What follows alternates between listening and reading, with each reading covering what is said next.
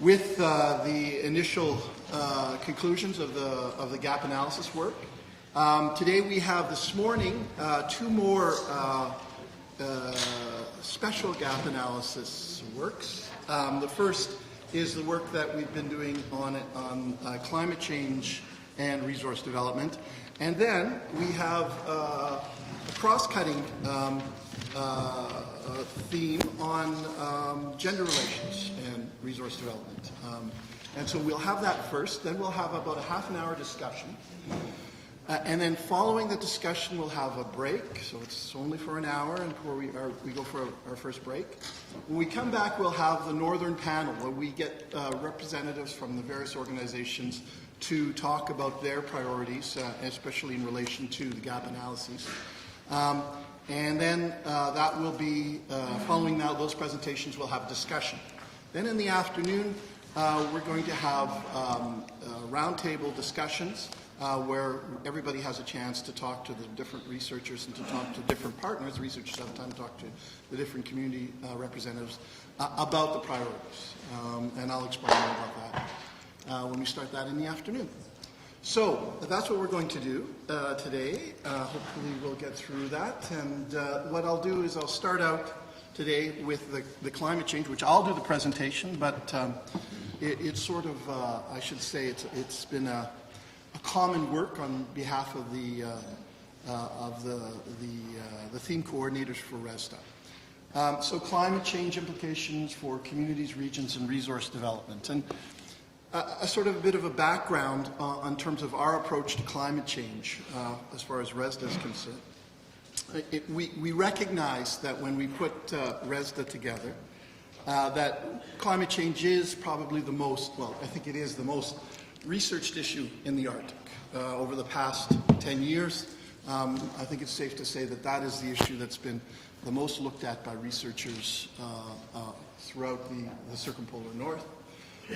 And one of the key findings or assumptions of that research, I won't call them findings, but assumptions of that research, is that climate change will potentially make Arctic resources more accessible. So that climate change will actually, in a certain sense, stimulate resource development in the Arctic. It's one of the assumptions that often go with the climate change research. Now, the relationship of climate change to the objectives of ReSDA, which objectives, once again, helping communities maximize resource benefits and minimize the cost of resource development, is really something that we've been struggling with because it's not that clear. While throughout, when we first started talking about ReSDA with the community partners and community participants in the Cernica workshops that we held from 2007 to 2012, there was a general concern about climate change in these workshops, but the idea was, the idea that seemed to come out of these meetings was that it was an area that was already being researched by others, and that it might not necessarily be a priority area for ReSDA. So that's the sort of the starting point that we got out from the community workshops that we've been holding. And those workshops, I have to say, are primarily in the Canadian North. Those were the findings of the workshops we had in the Canadian North. But despite this, we sort of still included climate change as an area in our research project. And in fact, we've already had initial discussions of developing a partnership with ArcticNet between ReSDA and ArcticNet to share resources on joint projects concerning resource development and climate change. But when it comes to a gap analysis, there was one thing that we found out is that there is already quite a number of gap analyses of climate change related to climate change already. So we decided very early on that there wasn't a need for us to do an additional work on gap analysis of climate change. And we decided to use the existing gap analyses that have been done by various people. This is one of the ones that we looked at, that we included in our research.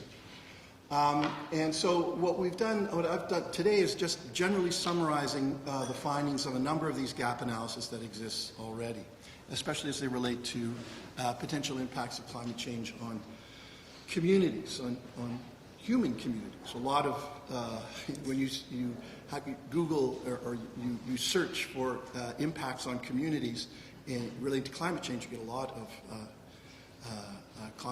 a lot of studies on bird communities and various animal communities, but not so much on human communities, but there are some. And those are the ones that I'll talk about. It was funny that we were talking with Natan Obed about our research, and when we said, well, migration will be part of our research, Natan stopped and said, every time I hear you talk about migration, I keep thinking about birds, as opposed to humans, because that's been a lot of research related to migration patterns affected by climate change and all that. But anyway, so this is very quickly a summary of the findings.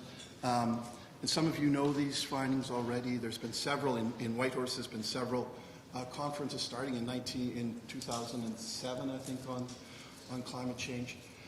So one of the areas is the concern on infrastructure and transportation, the impact of climate change on infrastructure and transportation.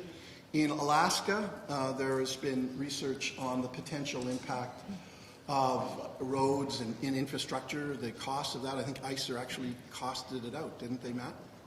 ICER costed out the potential costs of climate change. So there's been a lot of work in Alaska. In Canada, there's been a lot of work on the sea ice, the impacts of climate change, potential impacts on travel on sea ice, particularly for subsistence activities. Health and well-being. There's been a lot of work looking at the potential climate change impacts on general health, and the general conclusions of this is that it's very difficult to say what these impacts are going to be, but that there's a general assumption that there will be some sort of impacts. Also, as well, related to that, the notion of food insecurity, that obviously with climate change, the impacts on wildlife and the land, that will have an influence on food security and cause food insecurity. In business and the economy, there has been some work on looking at mining, but mainly posing the questions, and in particular the gap analysis that I just showed you pointed out that most of the work is around the questions of mining, that as mining becomes more prevalent due to climate change, potentially prevalent due to climate change, it's not an answer, but it poses more questions. What effect will mining, as opposed to climate change, have on a community's ability to adapt to climate change? The negative impacts of mining. The literature points out all the negative impacts that can have on specifically Indigenous communities, and what is that going to do in terms of the community's ability to adapt? Culture and education. There's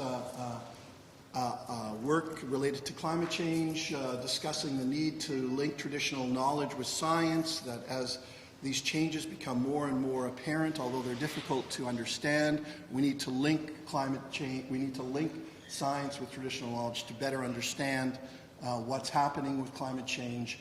And as well, the other aspect of this is that we need to have programs in place to protect culture, the Indigenous culture, because that's the glue of the community. And while we don't know what the impacts of climate change are going to be, we'll know that we have to have communities that are strong enough to adapt to those changes. And so we need to protect culture to ensure that the communities have the ability to adapt to climate change. Hunting and subsistence harvest. Once again, the research indicates this is likely to be affected by climate change, and we need to understand how it's going to be affected.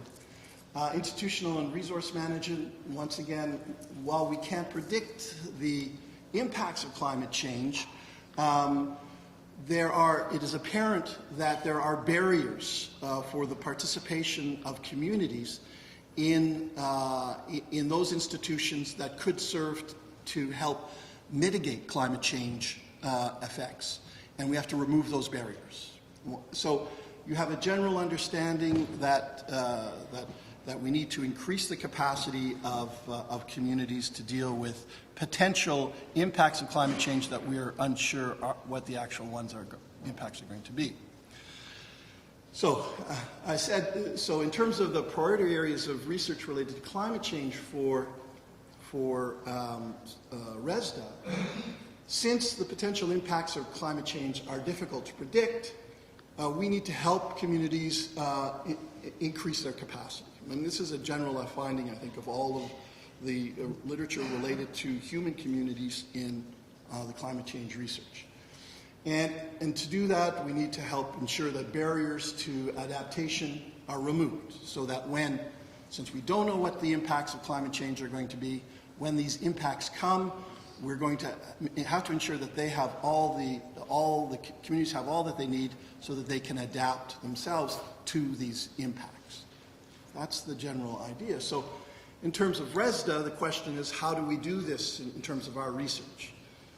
And I guess in a certain sense, then all of the ReSDA research is related to doing that. Because the foundation, obviously, of the project is to try and help communities maximize resource development benefits and minimize costs, and thereby ensure that they have more capacity and that barriers to their ability to adapt to climate change are removed. So all that to say that while climate change will remain an area of interest for ReSDA and an area of research, a research question for ReSDA, we will, at least in the initial stages, be concentrating on our main emphasis, and with the idea that by doing what we're doing, by ensuring that resources, helping communities get more benefits from resources, we will help build capacity and then answer some of the concerns already issued by the climate change research. So that's my summary of where we are in terms of our gap analysis of climate change research. Good. Okay, and then the next, Martha, both of you, Suzanne.